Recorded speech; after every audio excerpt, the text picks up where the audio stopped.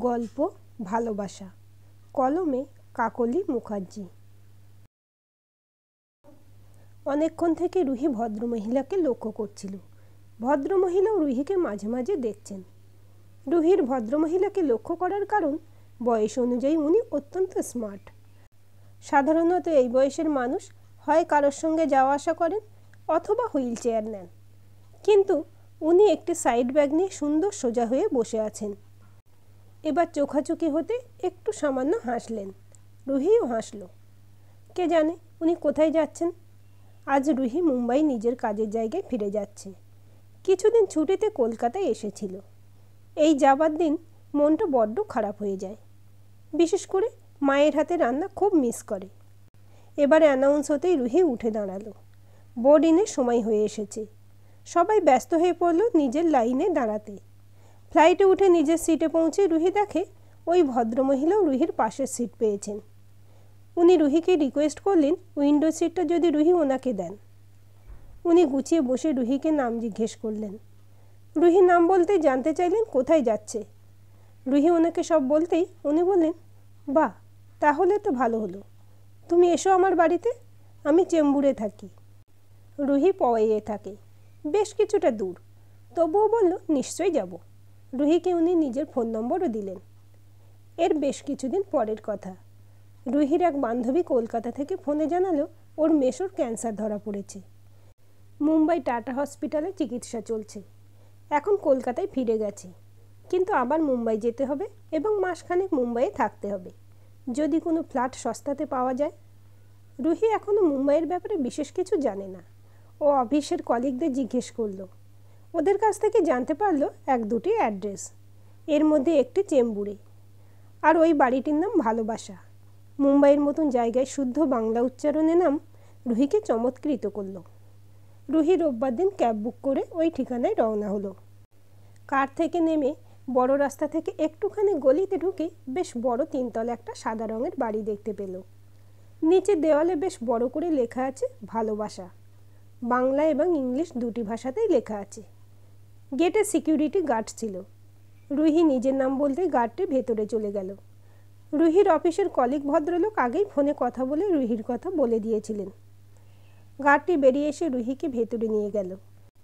Portico পেরিয়ে বড় বারান্দা, তারপর বেশ বড় একটি হলঘর, সুন্দর করে সাজানো। দেওয়ালে এক ভদ্রলোকের ফটো টাঙানো। সামনে টেবিলে ফুলদানিতে ফুল সাজানো আছে। এবার রুহি দেখে কোণের দিকে একটি চেয়ারে এক ভদ্রমহিলা মাথা নিচু করে কিছু লিখে যাচ্ছেন। রুহি নমস্কার করতে ভদ্রমহিলা মাথা তোলেন। রুহি চমকে ওঠে, আরে ইনি তো সেই প্লেনে আলাপ হওয়া ভদ্রমহিলা। উনিও রুহিকে দেখে খুব খুশি। উঠে এগিয়ে এলেন। রুহির হাত দুটি ধরে বললেন, ও মা, তুমি? কি ভালো লাগছে আমার। তোমার নাম শুনে বুঝতে পারিনি। রুহিরও ভালো লাগে ওনাকে দেখে। সাদা ফুল হাতা ব্লাউজ পরে আছেন, কালো বর্ডার সাদা শাড়ি, এক মাথা কোঁকড়ানো সাদা চুল। এবার রুহি ওনাকে জিজ্ঞেস করে, তাহলে এই ভালোবাসা আপনার বাড়ি? এখানে ক্যান্সার পেশেন্টরা আসে, তাও নামমাত্র খরচে। আমি ঠিক ব্যাপারটা বুঝতে পারছি না। রুহি আগেই ওর অফিসের কলিগের কাছেই শুনেছিল এখানে খুব সামান্য টাকা নেওয়া হয় ক্যান্সার পেশেন্টদের কাছ থেকে। ভদ্রমহিলা বললেন, আমার নাম কল্যাণী, তুমি আমায় দিদুন বলে ডেকো। আগে চলো, আমি তোমায় দেখাই তোমার পেশেন্ট কোন ঘরটিতে থাকবেন। রুহি বলে ওঠে, পেশেন্ট আমার বন্ধুর মেসো হয়, ওনারা পরের রবিবার আসছেন। রুহি গিয়ে ঘর দেখে নিল। এবার ভদ্রমহিলা বললেন, আজ তো রবিবার, নিশ্চয়ই ফেরার তাড়া নেই, আমার সঙ্গে লাঞ্চ করে ফিরবে। বহুদিন পর খুব ভালো করে খেলো রুহি। খাওয়া দাওয়ার পর রুহি কল্যাণী দেবীর সাথে সামনের লনে গিয়ে বসল। উনি বললেন, আমি জানি তোমার মনে এখন অনেক প্রশ্ন। ওই হল ঘরে যে ফটোটা দেখছো, উনি আমার স্বামী অসীম। আমরা একই ইউনিভার্সিটিতে পড়তাম। অসীম যখন প্রথম ভর্তি হলো গ্র্যাজুয়েশন করার জন্য, তখন আমার মাস্টার্স ফাইনাল ইয়ার। অবাক হচ্ছ?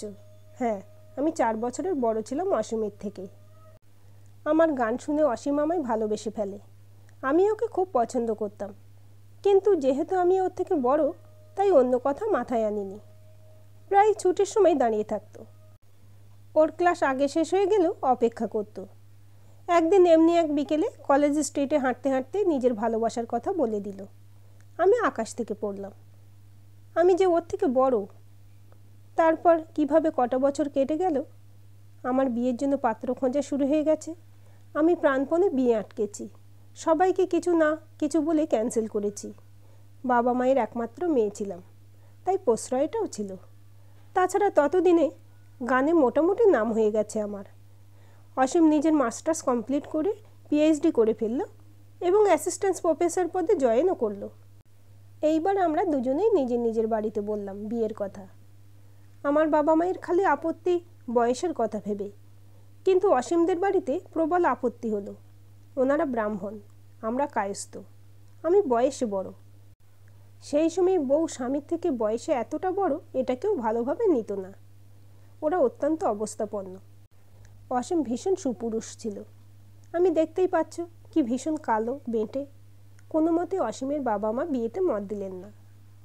অসীম আর আমি জাস্ট রেজিস্ট্রি ম্যারেজ করে কোনো মতে নমনম করে বিয়েটা করি। কিছুদিন ওর বন্ধুর একটা খালি ফ্ল্যাটে ছিলাম। তারপর অসীম এই মুম্বাইতে একটি কলেজে কাজ নিয়ে চলে আসে। ফিজিক্স ছিল সাবজেক্ট। আমিও নিজের একটা ছোট গানের স্কুল খুলেছিলাম, শাস্ত্রীয় সঙ্গীত শেখাতাম। পরে অসীমের বাবা মারা আমাদের মেনে নেন। আমাদের কোনো সন্তান ভগবান দেননি। অসীম নিজের ছাত্রছাত্রীদের সন্তানের স্নেহে পড়াতো। আমিও ছাত্রছাত্রীদের নিয়েই নিজের সন্তান না হওয়ার কষ্ট ভুলে থাকতাম। অসীম ভীষণ ভালোবাসতো আমায়। রিটায়ার করার পর থেকে প্রায়ই বলতো, কল্যাণী, আমার যদি কিছু হয়ে যায় তোমায় কে দেখবে? ততদিনে আমাদের দুজনের বাবা মায়ের মধ্যে কেউ আর নেই। আমি বলতাম, বাজে কথা বলো না তো, এখন আমরা বহু বছর বাঁচব। জানো রুহি, সত্যি সত্যি খুব আনন্দে ছিলাম। কত জায়গায় যে ঘুরতে গেছি। বয়সের সাথে সাথে ঘোরাঘুরি আর করতে পারতাম না অত, কিন্তু একটা কথা অসীম প্রায়ই বলতো, কল্যাণী, আমাদের দুজনের একজনকেও যদি বিছানা নিতে হয় এইভাবে বাঁচব না কেমন? কারোর সাহায্যে বাঁচতে হবে এটা ভাবতেই পারি না। তখন তুমি আমি একসঙ্গে পৃথিবী ছেড়ে চলে যাব, কেউ কাউকে ছেড়ে থাকবো না। তোমাকে একা ফেলে আমি কোথাও যাব না, আর তুমিও আমাকে একা ফেলে যাবে না। তার জন্য আমি কিছু ওষুধের ব্যবস্থা করে রাখব। আমিও মেনে নিয়েছিলাম ওর কথা। সত্যি তো, আমরা কেউ কাউকে কি করে ছেড়ে থাকব? দেখতে দেখতে অসীমের কথাই যেন সত্যি হয়ে গেল। অসীমের ক্যান্সার ধরা পড়ল, লিভার ক্যান্সার। প্রচুর ট্রিটমেন্ট হলো, কেমো চলল প্রচুর। ধীরে ধীরে হুইল চেয়ারে করে অসীম ঘরে ঘোরাঘুরি করত। প্রায় 4 মাসের মধ্যে একেবারে রোগা কাঠির মতো হয়ে গেছিল। একদিন রাত্রে আমায় কাছে ডেকে বসতে বলল। আমি ওর পাশেই ঘুমাতাম। বিছানায় একদম ওর কাছে গিয়ে বসলাম।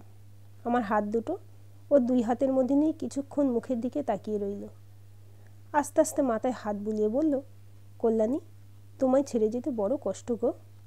তোমায় কার কাছে ছেড়ে যাব? কে তোমায় দেখবে গো? তোমায় বলেছিলাম আমরা একসাথেই চলে যাব। চলো আমরা একসাথে চলে যাই। আমার কাছে আছে এমন ওষুধ। তুমি রাজি কল্যাণী? আমি বললাম, এ কি বলছো? না না, কখনো এমন করো না, তুমি ঠিক হয়ে যাবে। অসীমের মুখটা কান্নার যন্ত্রণায় ভেঙে চুরে গেল। বলল, আমি বিছানায় সেবা নিতে রাজি নই। এখনও তো বাথরুমটা নিজেই যাচ্ছি। তোমার জন্যই খালি চিন্তা গো। ভালো থেকো, সাবধানে থেকো, কেমন? আমি ওর মুখের দিকে তাকিয়েছিলাম। ভীষণ ভীষণ ভয় লাগছিল।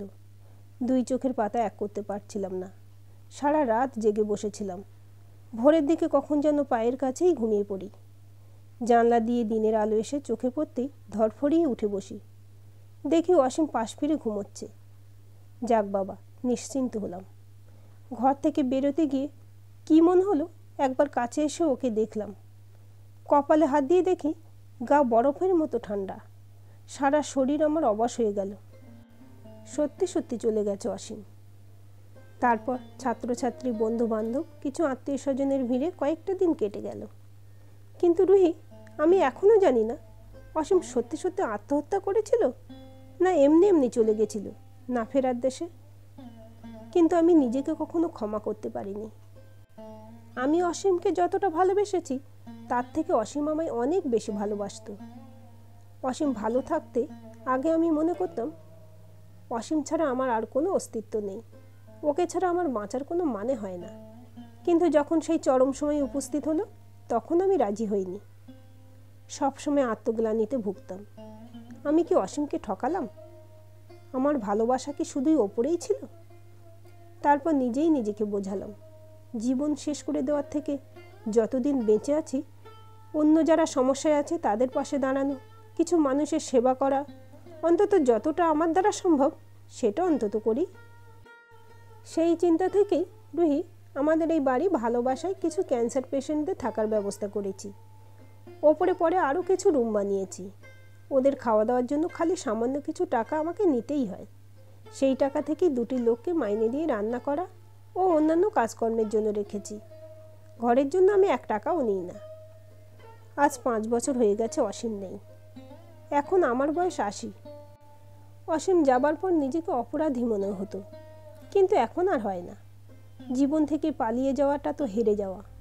বেঁচে থেকে নিজের সাধ্যমতো মানুষের জন্য কিছু কাজ করে যাওয়ার নামই তো জীবন। জানো রুহি, এই ভালোবাসায় কত পেশেন্ট আসে, কতজন ভালো হয়ে ফিরে যায়, আবার কতজন প্রিয়জনকে চিরতরে হারিয়ে নিজের শহরে ফিরে যায়। সেই স্বজনহারা মানুষজনদের পাশে থাকি, তাদের বোঝাই জীবনের প্রতিটি মুহূর্ত উপভোগ করো, অনুভব করো। কে কখন চলে যাবে আমরা কেউ জানি না। জীবন থেকে পালিয়ে না গিয়ে কিছুটা হলেও মানুষের সেবা করো। আর যে চলে যায় তার ভালো স্মৃতিটুকু আজীবন বুকের ভেতরে যত্ন করে রেখো। রুহি এগিয়ে এসে কল্যাণী দেবীর হাত দুটো ধরে, দিদু, তুমি দাদুভাইকে ভীষণ ভীষণ ভালোবাসো, আর তাই তো আজ তোমার এই ভালোবাসাতে কতজন আসছে, আশ্রয় পাচ্ছে, আবার অনেকে সুস্থ হয়ে প্রিয়জনকে নিয়ে ফিরেও যাচ্ছে। কল্যাণী দেবী রুহিকে বুকে টেনে নিলেন। রুহি দেখল বিকেলের গোধূলি আলোয় কল্যাণী দেবীর শ্যামলা মুখ হৃদয়ের আলোয় আলোকিত হয়ে উঠেছে। আজকের এই গল্পটি আপনাদের কেমন লাগলো কমেন্ট করে জানাবেন। ভালো লাগলে অবশ্যই একটা লাইক দেবেন আর চ্যানেলটি সাবস্ক্রাইব করে সাথে থাকবেন।